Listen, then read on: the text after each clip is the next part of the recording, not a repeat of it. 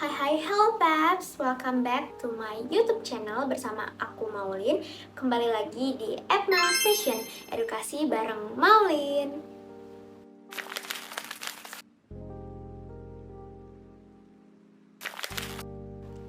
Oke, pada Epna Session kali ini aku akan membawakan topik yang cukup dekat nih dengan kehidupan manusia dan sering dialami juga sering dilakukan pada kehidupan sehari-hari. Apalagi kalau bukan... Yaps, benar, komunikasi. Dengerin pembahasan aku lebih lanjut dan jangan lupa tonton sampai habis ya. Langsung aja ke videonya, check it out!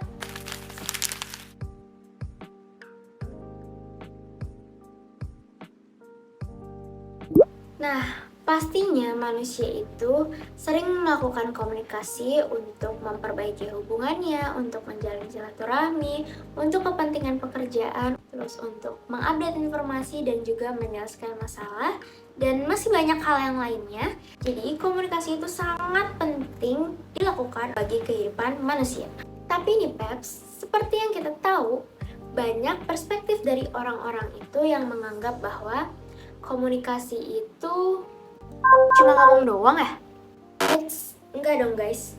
Komunikasi ya sebenarnya nggak 100% salah ya. Komunikasi itu emang ngomong, tapi ya nggak cuma ngomong doang atau berbicara doang atau harus punya skill public speaking yang bagus. Nggak cuma itu. Terus komunikasi yang benar itu jadinya gimana sih? Nah, untuk meluruskan terkait pengertian komunikasi yang banyak perspektif orang bilang tuh kayak komunikasi cuma ngomong-ngomong doang, aku bakal ngelurusin dengan menjelaskan pengertian komunikasi dari beberapa ahli dan beberapa sumber.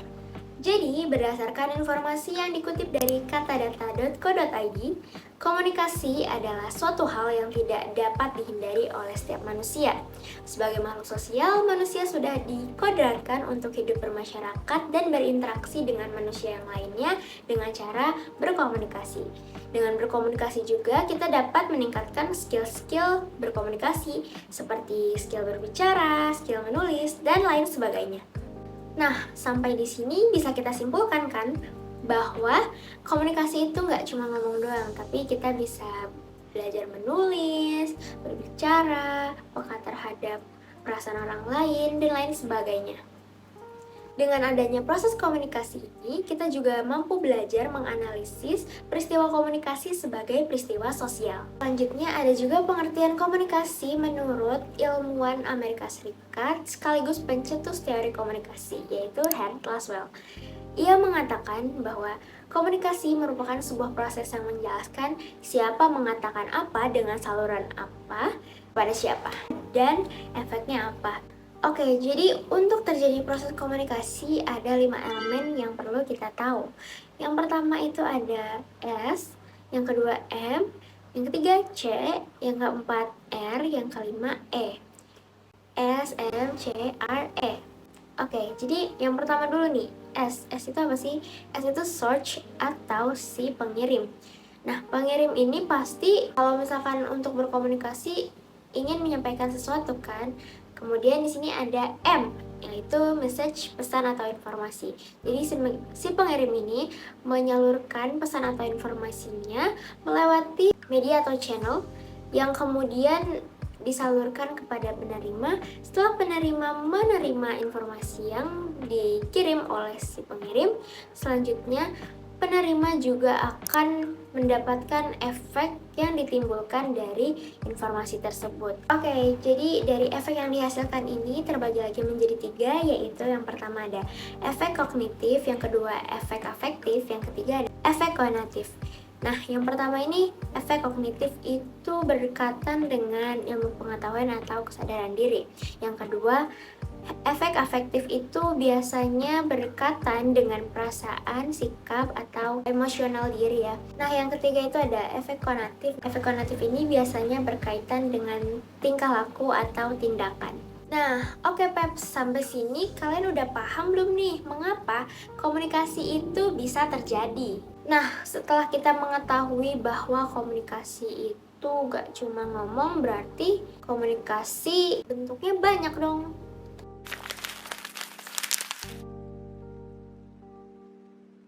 Yes, bener banget. Komunikasi itu bentuknya banyak dan beragam. Namun, ada dua bentuk komunikasi yang paling utama, yaitu komunikasi verbal dan komunikasi nonverbal. Nah, sebelumnya aku mau ngejelasin dulu nih pengertian dari komunikasi verbal. Komunikasi verbal itu adalah proses komunikasi yang dilakukan secara lisan ataupun tertulis. Jadi, komunikasi verbal ini merupakan proses komunikasi yang menggunakan simbol-simbol verbal. Secara harfiah, verbal artinya itu adalah secara lisan dalam literatur komunikasi. Nah, komunikasi verbal ini terbagi menjadi dua, yaitu komunikasi tertulis dan komunikasi lisan. Komunikasi tertulis itu adalah menulis dan membaca, dan komunikasi lisan itu adalah mendengar dan berbicara. Nah, terus kalau komunikasi nonverbal itu apa dong? Kalau komunikasi nonverbal itu proses komunikasi yang dilakukan dengan gerak tubuh, mimik wajah, ataupun bahasa tubuh lah. Dan dia tuh tidak menggunakan kata-kata. Komunikasi nonverbal merupakan komunikasi yang prosesnya itu tidak menggunakan kata-kata melainkan bahasa tubuh seperti mimik wajah, intonasi suara, dan masih banyak yang lainnya. Dalam sebuah proses komunikasi, komunikator melakukan pengkodaan atau encoding terhadap sebuah pesan sebelum pesan tersebut sampai kepada komunikan. Penyusunan atau penentuan kode juga memerlukan keterampilan atau pertimbangan agar komunikasi dapat berjalan secara efisien dan efektif. Nah, kode ini dibedakan menjadi dua, yaitu kode verbal dan kode nonverbal. Dalam kode verbal ini, komunikasi menggunakan bahasa yang dapat diartikan bahwa kumpulan kata-kata ini disatukan menjadi kalimat yang efektif sehingga mengandung arti. Ada 3 fungsi erat dalam menciptakan komunikasi yang efektif. Pertama, untuk mempelajari dengan dunia sekeliling kita. Yang kedua, untuk membina hubungan baik antara kita sesama manusia. Yang ketiga, untuk menciptakan ikatan-ikatan sesama manusia. Selanjutnya yang kedua itu ada kode nonverbal. Nah, kode nonverbal ini menggunakan bahasa-bahasa isyarat atau bahasa tubuh seperti yang tadi sempat dibilang, bahwa menggunakan mimik wajah, intonasi suara, dan lainnya. Nah, menurut Mark Knapp tahun 1978, kode nonverbal ini juga memiliki fungsi loh. Yang pertama itu meyakinkan apa yang diucapkan atau repetition. Kedua, untuk menunjukkan perasaan atau emosi yang ada di dalam dirinya, yaitu substitution. Yang ketiga, menunjukkan jati dirinya atau identity. Yang keempat, menambah atau melengkapi yang belum sempurna. Oke, tadi di awal kita kan juga udah tahu pengertian dari komunikasi, kemudian lanjut kita mengetahui apa aja sih bentuk-bentuk komunikasi, yang itu ada dua ya, komunikasi verbal dan nonverbal. Nah, selanjutnya apa ya kira-kira yang kurang? Oh ya, manfaat komunikasi itu apa aja sih?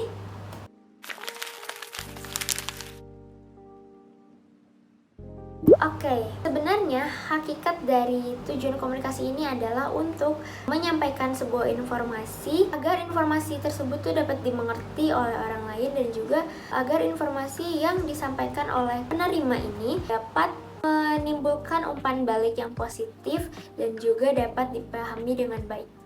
Oke, selanjutnya informasi dari biotifor.or.id itu menjelaskan mengapa kita harus berkomunikasi. Nah, pentingnya berkomunikasi itu adalah yang pertama, membangun hubungan yang kuat.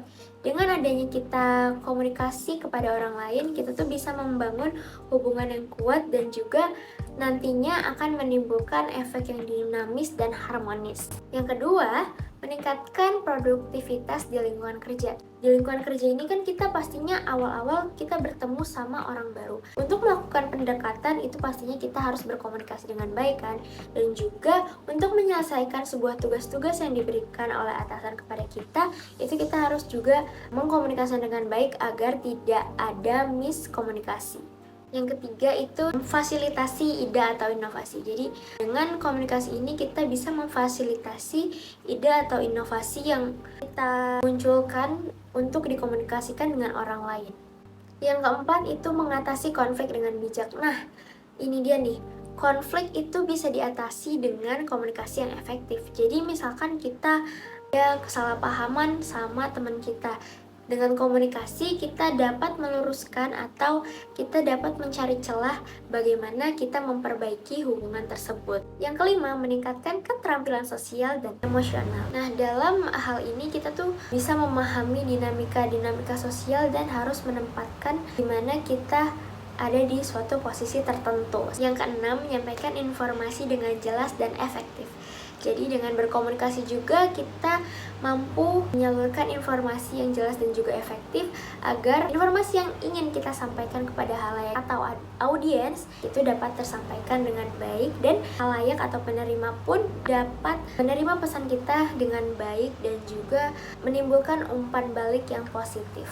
Yang ketujuh atau terakhir itu juga ada meningkatkan kualitas kehidupan diri kita. Jadi dengan berkomunikasi akan tercipta ya lingkungan-lingkungan yang harmonis, lingkungan yang dinamis, dan lingkungan yang bisa mendukung kita untuk memperbaiki kualitas hidup kita.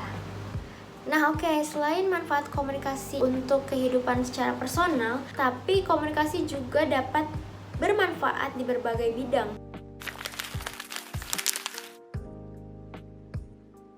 Salah satunya itu adalah industri kreatif. Industri kreatif sangat amat banyak menggunakan komunikasi ya pastinya. Misalkan aja pembuatan video itu kan kita harus ada nulis naskahnya dulu, nulis alur ceritanya, storyboard segala macam, dan kita juga harus mengkomunikasikan dengan baik agar hasil video yang nanti akan diproses itu nggak ada miskom atau nggak ada yang kurang-kurang gitu. Setelah itu masih di industri kreatif juga nih, misalkan kita ingin membuat sebuah poster atau sebuah infografis, dan itu juga memerlukan komunikasi. Nah, komunikasinya itu tapi dalam bentuk tulisan. Jadi kita ingin menyampaikan pesan atau informasi dalam bentuk tulisan ditambah dengan elemen-elemen grafis seperti gambar, terus vektor, dan lain sebagainya. Selain itu, selain di industri kreatif, komunikasi juga banyak digunakan dalam bidang pemasaran ya, karena lagi-lagi bidang pemasaran juga kita harus bisa untuk memperjualbelikan sebuah produk atau sebuah barang. Jadi kita juga harus mampu memiliki skill speaking yang baik gitu, skill berbicara yang baik agar apa yang kita ingin jual kepada audiens, kepada pembeli gitu, itu dapat menarik perhatiannya untuk membeli apa yang kita jual. Dan yang ketiga ini juga di dalam bidang pendidikan juga komunikasi sangat penting banget gak sih? Apalagi kita kan pasti punya tugas kayak tugas-tugas kelompok, dan itu emang harus dibicarakan secara matang. Komunikasi yang dilakukan di lingkungan pendidikan biasanya tuh lebih formal dan lebih sopan gitu. Dan selanjutnya juga ada di bidang kesehatan, di bidang politik dan pemerintahan, bidang sains dan teknologi, dan masih banyak lagi, karena komunikasi itu diperlukan dimanapun dan kapanpun kita juga harus melakukan komunikasi. Jadi komunikasi itu benar-benar sepenting itu.